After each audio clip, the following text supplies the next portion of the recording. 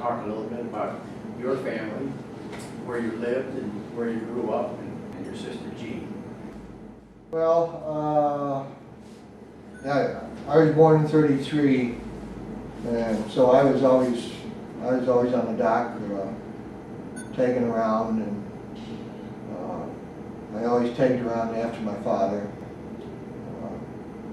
When I was on the dock, always trying to see what's going on, trying to stay out of the way, and often backed up, and I've been told that I've been fished out of the water 3 or 4 times in one day. I remember I sort of grew up with a 22-foot, 26-foot, 1928 Chris Craft. And that's where I learned how to drive a powerboat, probably 5 years old, something like that. Yeah. My sister was born in 1928, Christmas Eve, and my sister was going to school in Fluvanna, which was 1 through 6.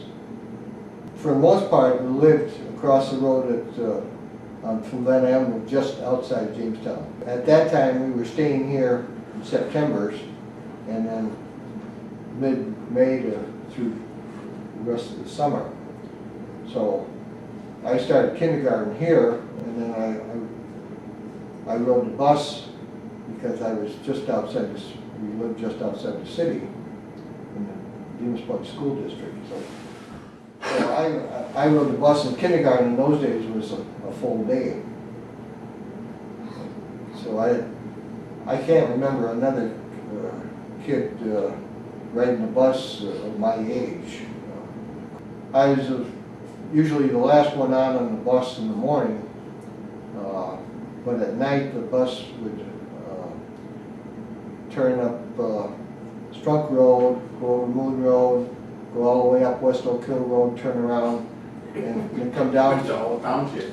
come down through the city, and then drop me off. You got within a half a mile and then had to go 4, right? Yeah. There were 3 of us that were in competition all the time, friendly competition. We were all good friends.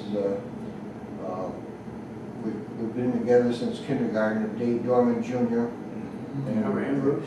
Oh, yeah. and Warren Powell. Oh, yes.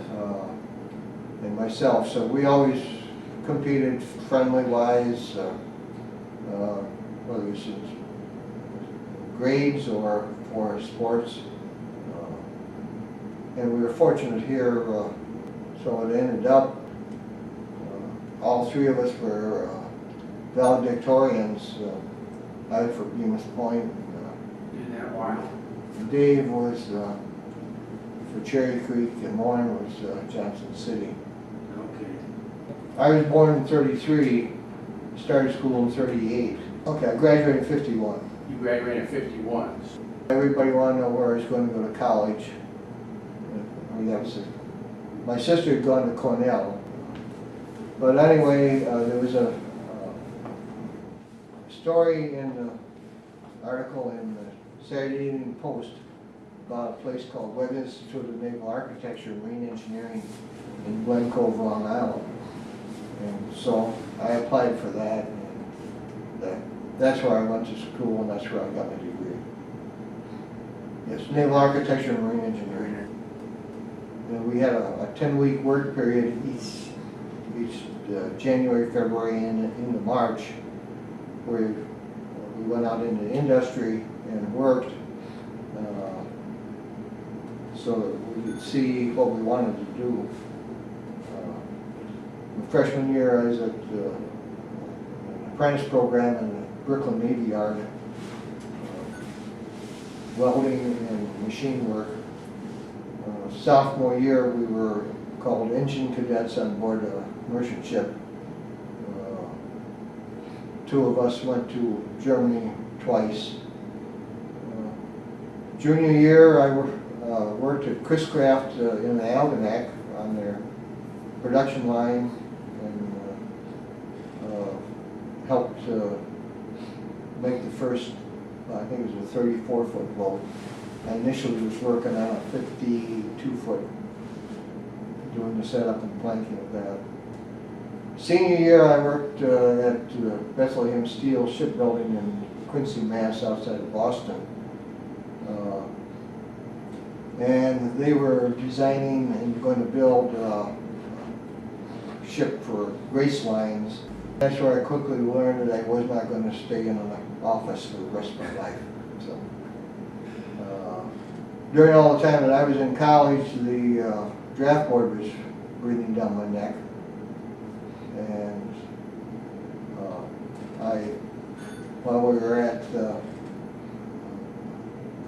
Boston area, applied for officer candidate school, and ended up, I graduated on Saturday, in the first week in July, and went to officer candidate school in Newport the next day. Got out of officer candidate school in November, went to 10 weeks of training at Treasure Island in California for damage control and for what was at that time called ABC school, which was Atomic, Biological, and Chemical school. Then I went to San Diego to landing ship dock, which is about a 435-foot floating dry dock, self-propelled floating dry dock, you might say. My sister was in New York initially at the same time that I was at Webb Institute out at Glen Cove, Long Island. So, and especially the first year when I was at the shipyard in Brooklyn, I would go up to her apartment over the weekends. When I went in the Navy, she, about halfway through there, she developed mononucleosis, and she had to give up her job, but she came home in the summer times, and so she worked here at LSR Marine. Went back to New York doing consulting work in the wintertime and here in the summertime, and probably somewhere around 72 or so, she was here full time. I'm just sorry that my dad, my mother, and especially my sister didn't see this come about. Yeah. My sister was the artistic side of things. She would have been able to do a lot of things and setting it up. Many of the things that we have are things that she collected. She had been photography curator down at the Fenton for several years. But things like the anchor display that we have, the patent anchors, many of the photos of this area, this piece of property, and of the various boats she had collected. Yeah, my only regret is that they did not see this happen. Do you think there could have been an inkling of any sorts back then, Dave? Well, I often think that my sister had that in mind.